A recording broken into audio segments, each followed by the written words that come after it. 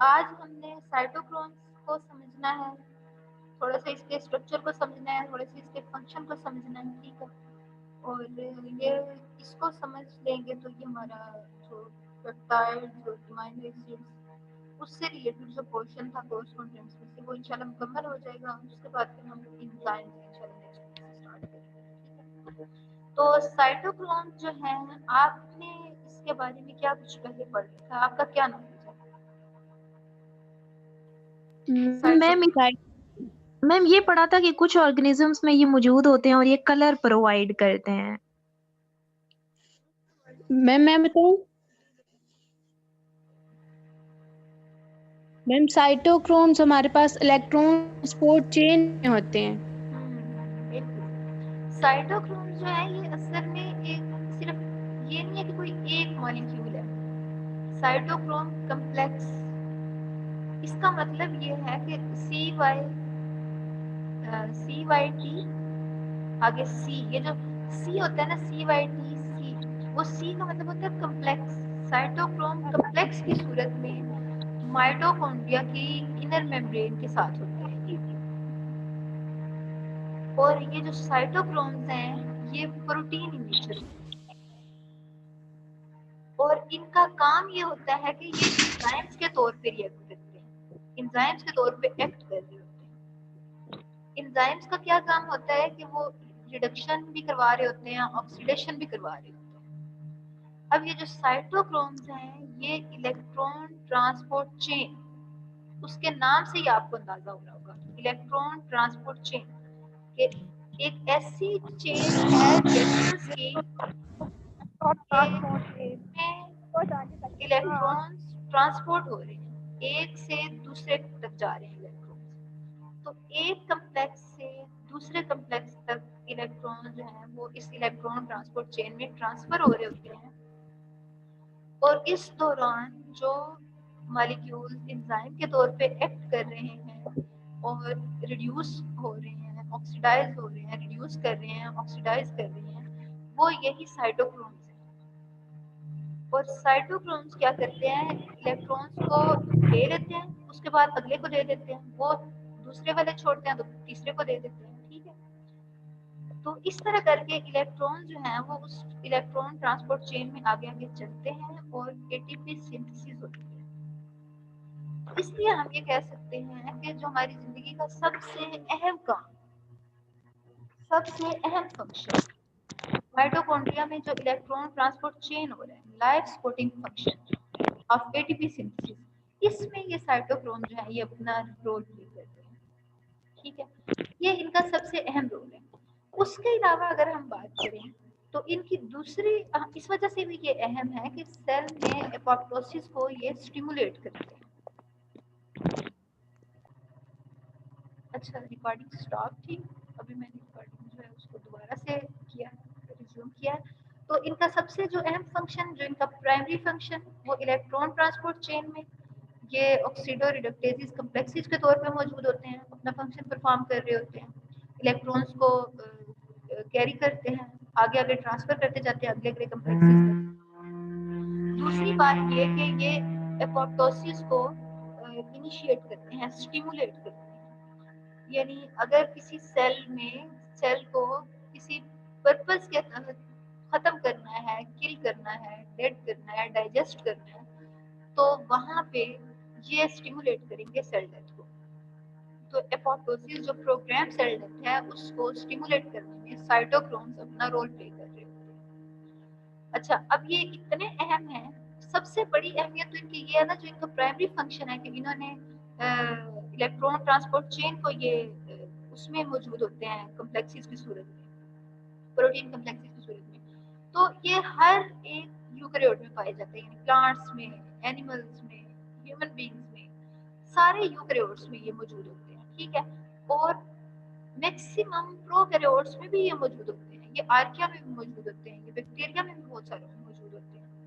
तो इस तरह से ये अपना रोल जो है वो उसमें प्ले कर रहे होते हैं इलेक्ट्रॉन ट्रांसपोर्ट चेन में। दूसरा ये कि फोटोसिंथेसिस में भी ये अपना रोल प्ले कर रहे होते हैं। उसके अलावा एरोबिक और एनारोबिक रेस्पिरेशन दोनों में ये अपना रोल, एरोबिक रेस्पिरेशन तो ये है ना जहाँ पे इलेक्ट्रॉन ट्रांसपोर्ट चेन चल रही है वहाँ पे एरोबिक रिस्पिरेशन हो रही है, वहाँ पे तो इनका रोल है, उसके अलावा एनारोबिक रिस्पिरेशन में भी ये अपना रोल प्ले कर रहे होते हैं। अच्छा, अगर हम इनके स्ट्रक्चर की बात करते हैं तो ये असल में जो इनका स्ट्रक्चर, मैं आपको एक दूसरी जो है स्क्रीन वो शेयर एक करती हूँ, आप मुझे बताइएगा। हाँ जी, अब आपके सामने इसका 3D स्ट्रक्चर आ रहा होगा साइटोक्रोम कॉम्प्लेक्स का, साइटोक्रोम सी, साइटोक्रोम कॉम्प्लेक्स। इसका 3 डायमेंशनल स्ट्रक्चर आप देखिए कि ये प्रोटीन इमाइनो एसिड्स, ठीक है, दरमियान में ये जो आपको एक रिंग्स वाला स्ट्रक्चर, एरोमेटिक स्ट्रक्चर नजर आ रहा है, इसको कहते हैं हीम ग्रुप। और हीम ग्रुप के अंदर ये ऑरेंज कलर का जो आपको पिगमेंट नजर आ रहा है, ये आयरन है। असल में यही आयरन जो है, यही इलेक्ट्रॉन्स को एक्सेप्ट करता है, इलेक्ट्रॉन्स को रिलीज करता है, इलेक्ट्रॉन एक्सेप्ट भी करता है और डोनेट भी करता है, ठीक है। तो ये जो हीम ग्रुप है, ये एरोमेटिक कंपाउंड, ये ऑर्गेनिक कंपाउंड है, ठीक है, ऑर्गेनिक मॉलिक्यूल है, ऑर्गेनिक मॉलिक्यूल है। और ये जो हीम ग्रुप है, ये मुख्तलिफ एंजाइम जो हैं वो इसके अंदर, इसको इस प्रोटीन के अंदर, साइटोक्रोम प्रोटीन के अंदर इस हीम ग्रुप को इंसर्ट करते हैं, इसके साथ ये बाइंड करता है और उसके बाद इसको हम कहते हैं ये साइटोक्रोम है, ठीक है, जिसके अंदर ये हीम ग्रुप होगा। हीम ग्रुप क्या है? एरोमेटिक एक मॉलिक्यूल है जिसके अंदर कार्बन हैं, नाइट्रोजन हैं, ठीक है। और ये सेंटर में, इस हीम ग्रुप के सेंटर में आयरन है, ठीक है। और आपको पता होगा कि हीम ग्रुप, हीमोग्लोबिन जो है उसका भी प्रीकर्सर है हीम ग्रुप। वहां पे तो इसका फंक्शन, जो इसका बेसिक फंक्शन है वो ऑक्सीजन को कैरी करना है, ठीक है। लेकिन जब ये साइटोक्रोम कॉम्प्लेक्स में हीम ग्रुप होता है और इसके अंदर ये आयरन एटम होता है सेंटर में, तो इसका काम ये होता है कि ये इलेक्ट्रॉन्स को कैरी भी करता है, इलेक्ट्रॉन्स को एक्सेप्ट भी करता है, इलेक्ट्रॉन्स को डोनेट भी करता है, ठीक है। तो इस तरह से इलेक्ट्रॉन ट्रांसपोर्ट चेन में ये अपना रोल प्ले कर रहा होता है। ठीक हो गया? हाँ जी। हिना, आप क्या पूछना चाह रही हैं? मैम साइटोक्रोम सी के साथ सोमैटिक लिखा हुआ था, बस वो पूछना था। साइटोक्रोम सी को हम वैसे इस कॉम्प्लेक्स को आप क्या भी देते हैं, साइटोक्रोम कॉम्प्लेक्स सोमैटिक सेल्स में ये मौजूद होता है, ठीक है। और ऐसा नहीं है कि ये सिर्फ माइटोकॉन्ड्रिया में मौजूद होगा, इसमें न कोई स्पेसिफिक सेल जहाँ पे खास तौर पे रिस्पिरेशन हो रही है।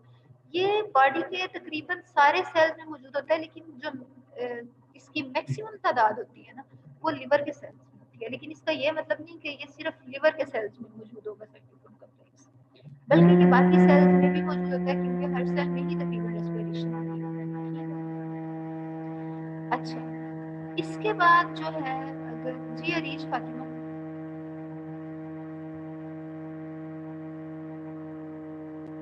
मैम मैंने जहाँ पर एक दफा पढ़ा था कि हीमोग्लोबिन के अंदर मैग्नीशियम नहीं होता मैम, सेंट्रल एटम। जी बिल्कुल, जो हीम है ना, हीम हीम की मुख्तलिफ क्लासेस हैं, उसके अंदर फिर डिफरेंस इसी का आ जाता है। वैसे तो ये एक ही, यानी कि ये मॉलिक्यूल जो है ऑर्गेनिक मॉलिक्यूल है, इसमें नाइट्रोजन है, इसमें ये एरोमेटिक रिंग्स हैं, ठीक है। लेकिन इसमें जो फिर मुख्तलिफ क्लासेस हैं, वो इसी, यही डिफरेंस इसमें आ जाता है कि इसके अंदर जो प्रोस्थेटिक ग्रुप अटैच है, जो इसको फंक्शनल बना रहा है, वो कौन सा है, वो फिर मुख्तलिफ इसके आगे हैं 4 क्लासेस, ठीक है। अच्छा मैम, ठीक है, थैंक यू सो मच आगे। जी उम्मे सलमा। मैम लिवर में इसकी तादाद ज्यादा क्यों होती है? लिवर सेल्स में क्यों ज्यादा होती है? मेटाबॉलिज्म जो आपकी बॉडी में हो रहा होता है वो लिवर में हो रहा होता है ज्यादा। हाँ जी। जब मेटाबॉलिज्म लिवर में हो रहा है तो एटीपी, तो आप वहीं पे, हमें एटीपी चाहिए।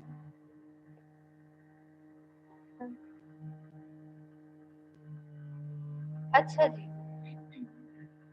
तो इसके बाद अब जो नेक्स्ट, आपने इसका स्ट्रक्चर देख लिया, ठीक है। बाकी हमने ये चीज डिस्कस की कि ये माइटोकॉन्ड्रिया की इनर मेम्ब्रेन के साथ लूजली अटैच होते हैं, कॉम्प्लेक्स की सूरत में मौजूद होते हैं, और इलेक्ट्रॉन ट्रांसपोर्ट चेन का ये इसेंशियल कंपोनेंट होते हैं। और वहाँ पे जो ऑक्सीडेशन और रिडक्शन रिएक्शन हो रहे होते हैं, वो इन्हीं की हेल्प से हो रहे होते हैं, ठीक है। लेकिन उस दौरान ये ऑक्सीजन के साथ बाइंड नहीं करते, क्योंकि एंड में पता ना कि इलेक्ट्रॉन ट्रांसपोर्ट चेन के एंड पे वाटर बन होते हैं। हम इंशाल्लाह इलेक्ट्रॉन ट्रांसपोर्ट चेन को हमने एंड पे करना है, कंप्लीटली। उसके बाद हम इसको फिर मजीद वहाँ पे डिटेल से भी देखेंगे, लेकिन आपके जहन में ये होगा कि इलेक्ट्रॉन ट्रांसपोर्ट चेन के एंड पे वाटर बफर होता है। तो इसका ये मतलब नहीं होता कि इनका कोई इसमें रोल होता है कि ये उसके साथ ऑक्सीजन के साथ भी कंबाइन कर जाते हैं, नहीं, ये सिर्फ इलेक्ट्रॉन्स को कैरी कर रहे होते हैं, उनको एक्सेप्ट करते हैं और उनको डोनेट कर देते हैं, ठीक है, लेकिन ऑक्सीजन के साथ ये बाइंड नहीं करते, ऑक्सीजन के साथ इलेक्ट्रॉन्स को ही बाइंड करते हैं, ठीक है। तो मुख्तलिफ कम्प्लेक्सिस के दौरान जो साइटोक्रोम कम्प्लेक्सिस हैं 3, 4 और क्यू कम्प्लेक्सिस और A1, B1, A3, उन सारे कम्प्लेक्सिस के दरमियान जो इलेक्ट्रॉन्स हैं वो ट्रांसपोर्ट हो रहे होते हैं, यही इनको कैरी कर रहे होते हैं साइटोक्रोम्स, ठीक है। और जो ह्यूमन बींग्स में साइटोक्रोम कम्प्लेक्सिस के लिए जो जीन्स हैं वो CYCS जीन्स है, CYCS जीन्स, ठीक है। अच्छा, फिर साइटोक्रोम सी जो है वो और कौन से रिएक्शंस को कैटालाइज कर सकता है, वो हाइड्रोक्सिलेशन करवा सकते हैं साइटोक्रोम कम्प्लेक्सेस जो है, यानी पीछे तो हमने देख लिया ना कि ऑक्सीडेशन और रिडक्शन हो रही है इलेक्ट्रॉन ट्रांसपोर्ट चेन के दौरान, वहाँ अपना रोल प्ले कर रहे हैं। उसके अलावा हाइड्रोक्सिलेशन करवा सकते हैं, एरोमेटिक ऑक्सीडेशन भी करवा सकते हैं, ठीक है। पर ऑक्सीडेज एक्टिविटी भी शो कर देते हैं by oxidation of various electron, ठीक है। तो बस सिंपल सा आपने इसको रखना है, जितना मैं बता रही हूँ आप उसी को नोट कीजिएगा, ठीक है। बहुत डिटेल से आपको, बहुत इसकी डिटेल्स में आपको जानने की जरूरत नहीं है। फिर इन साइटोक्रोम की और एप्लीकेशन कौन सी हो सकती है साइटोक्रोम कॉम्प्लेक्स की, तो ये जो है साइटोक्रोम, ये एक प्रोसेस है लो लेवल लेजर थेरेपी, ठीक है। लेजर थेरेपी के दौरान लो लेवल लेजर थेरेपी में भी ये सस्पेक्ट किया जाता है कि वहाँ भी अपना कोई फंक्शन प्ले कर रहा होता है, कोई अपना रोल प्ले कर रहा होता है, कोई इसका फंक्शनल रोल होता है, ठीक है, कोई फंक्शनल, ये फंक्शनल कम्प्लेक्स उस प्रोसीजर में भी ये होता है। लो लेवल लेजर थेरेपी के दौरान जो साइटोक्रोम कम्प्लेक्स है ये एक फंक्शनल कम्प्लेक्स होता है और ये कोई अपना स्पेसिफिक रोल प्ले कर रहा होता है, ठीक है। तो आगे थोड़ी सी डिटेल लिखी हुई है लो लेवल लेजर थेरेपी की, कि उसमें कैसे, ये आपको इतना इसमें जाने की जरूरत नहीं, लेकिन फिर भी आप इसको वैसे देख लें बेशक अपनी इंटरेस्ट की खातिर, क्योंकि लो लेवल लेजर थेरेपी में रेड लाइट या इंफ्रा रेड वेवलेंथ की लाइट जो है वो यूज की जाती है और वो टिश्यूज में पेनिट्रेट होती है। जब वो पेनिट्रेट करती है तो सेलुलर रीजनरेशन जो है वो इंक्रीज हो जाती है, ठीक है। अब जो इस ये वाली जो लाइट है रेड लाइट या इंफ्रा रेड वेवलेंथ की जो लाइट होती है ये साइटोक्रोम कॉम्प्लेक्स की एक्टिविटी को इंक्रीज कर देती है, ठीक है। जब साइटोक्रोम कॉम्प्लेक्स की एक्टिविटी इंक्रीज होती है तो हमें पता है इलेक्ट्रॉन ट्रांसपोर्ट चेन में अपना रोल प्ले कर रहा था, तो मेटाबॉलिक एक्टिविटीज इंक्रीज हो जाती है, ठीक है। जब मेटाबॉलिक एक्टिविटी इंक्रीज होगी, रिस्पिरेशन होगी, तो सेल्स में ज्यादा एनर्जी रिलीज होगी और जो जिस टिश्यू के रिपेयर के लिए ये low level laser therapy perform की जा रही है वहाँ पे जो रिपेयरिंग प्रोसेस है वो वहाँ पे इंक्रीज कर सकता है, ठीक है। तो ये इसकी एक एप्लीकेशन है। अच्छा, मैं अब पहले वाली स्क्रीन जो है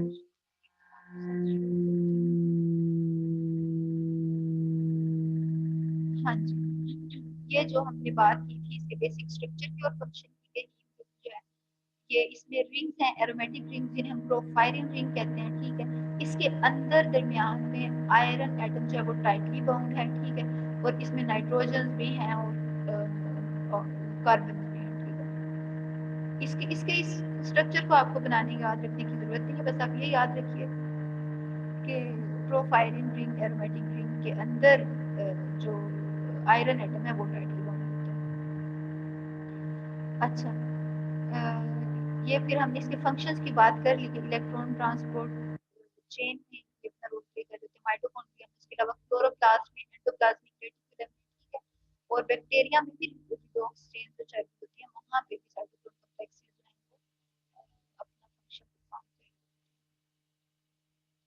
अच्छा, अब ये बात भी हमने कर ली कि साइटोक्रोम के अंदर जो आयरन है, आयरन की ऑक्सीडाइज हो रहा होता है, जब खुद ऑक्सीडाइज होता है तो दूसरे को रिड्यूस कर देता है, जब खुद रिड्यूस होता है तो ऑक्सीडाइज करता है, यानी ये उनको इलेक्ट्रॉन्स को एक्सेप्ट भी कर रहे होते हैं, डोनेट भी कर रहे होते हैं, यानी आयरन जो है साइटोक्रोम में यही इसी की रिडक्शन और ऑक्सीडेशन हो रही होती है और उससे इलेक्ट्रॉन जो है वो आगे आगे मूव करते हैं। ठीक है।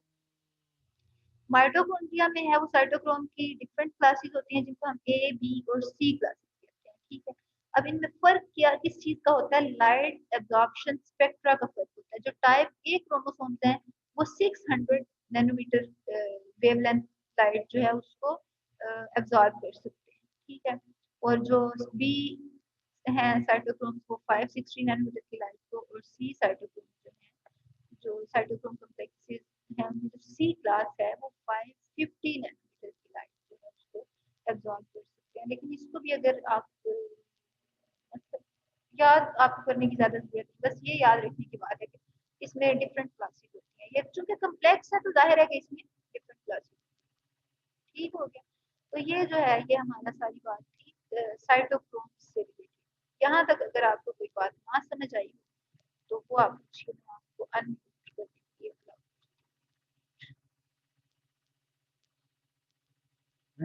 हाँ जी, मैंने अब आपको अलाउ कर दिया, आप मुझको अनम्यूट करके तो कुछ अगर आप कुछ पूछना चाहें।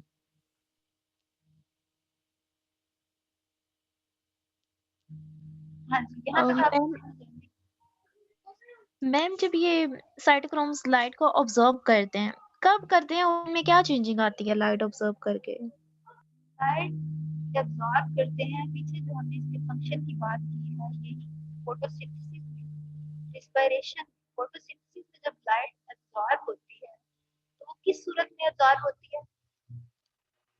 फोटॉन्स की सूरत में। फोटॉन्स क्या यस है? मैम। एनर्जी है। एनर्जी की सूरत में, इलेक्ट्रॉन की सूरत में। इलेक्ट्रॉन जो है वो एक को कैरी करते हैं, एक पहले उसको कैरी कर लेंगे जो ये साइटोक्रोम कॉम्प्लेक्सेस जो पूरी एक चेन की सूरत में माइटोकॉन्ड्रिया के अंदर मौजूद है और वो उस इलेक्ट्रॉन को आगे आगे पहुंचाते जाएंगे। पहले खुद हो गए रिड्यूस, फिर अगले को कर दिया, उससे अगले को इलेक्ट्रॉन्स आगे चलते चलते एंड पे जाके उसके साथ मिल जाते हैं ऑक्सीजन के साथ, वहाँ पे वाटर फॉर्मेशन हो जाती है। और जब ये मूव कर रहे होते हैं तो वहाँ पे शेयर एनर्जी कॉल होते हैं, यानी कि ये जब मेम्ब्रेन के अक्रॉस मूव करते हैं तो वहाँ पे एटीपीएस चैनल प्रोटीन्स होती हैं, वो प्रोटीन्स रोटेट करती हैं तो वो एनर्जी को कन्वर्ट कर देती हैं एटीपी। यानी एनर्जी जो है वो मैकेनिकल एनर्जी है, वो केमिकल मैकेनिकल एनर्जी जो है वो स्टोर हो जाती है बॉन्ड की सूरत में। यानी एडीपी जो है वो जब वो प्रोटीन रोटेट करती है इन इलेक्ट्रॉन्स के अक्रॉस द मेम्ब्रेन मूव करने की वजह से, तो जो एडीपी है वो कन्वर्ट हो जाता है एटीपी में। हाँ जी, कोई और क्वेश्चन?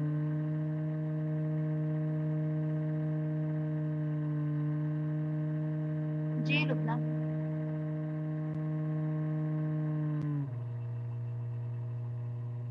मैम ये प्लास्टिड्स में भी प्रेजेंट होते हैं? बिल्कुल होते हैं, बिल्कुल होते हैं, ये प्लास्टिड्स में मौजूद होते हैं।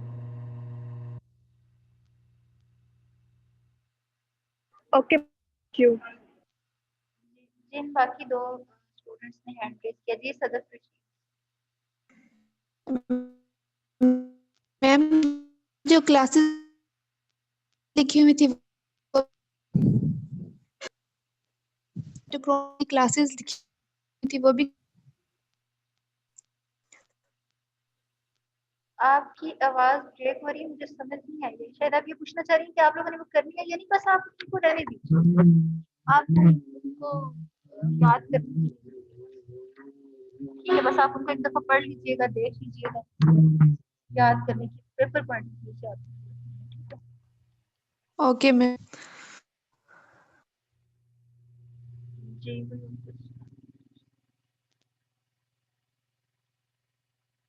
चलिए ठीक है, कोई क्वेश्चन नहीं।